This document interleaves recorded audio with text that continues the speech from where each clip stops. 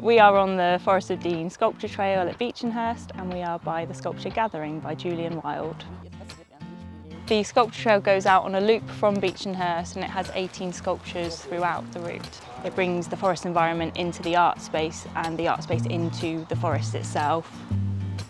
I'm currently sat on an artwork called Meander by Christina Visi. The sculpture trail was initially called the Sculpture Project.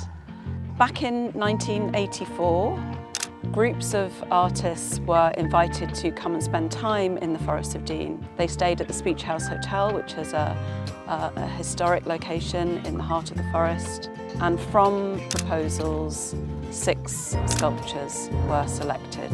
There was no trail at that point. People were given a kind of hand-drawn map and really just invited to find their own way around. This sculpture here is Cathedral. It was one of the first put in on the trail in 1986 by the artist Kevin Atherton. We normally get about 300,000 visitors annually, and last year in 2025 we had over 130,000 of those visit the sculpture trail. The whole entire trail is nearly 5 miles long and it takes roughly 2 to 3 hours, but you can do shortcuts on it. There are shortcut A and shortcut B.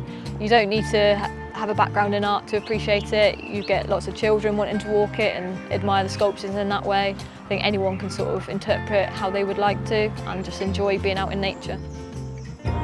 The Forest of Dean Sculpture Trust was formed in 1989, and I think then there was much more of an idea of placing and kind of creating some kind of experience for the public to be able to navigate the sculptures, being able to add new sculptures to the trail over time, which has now evolved into the kind of magical place that we have now.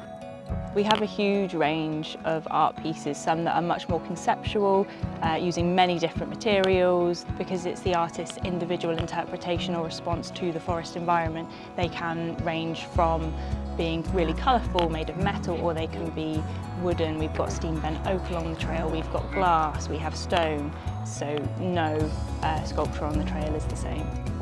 We often hear stories of people that came to visit the trail when it was first opened in 1986 and they come back many years later to see how it's evolved over time.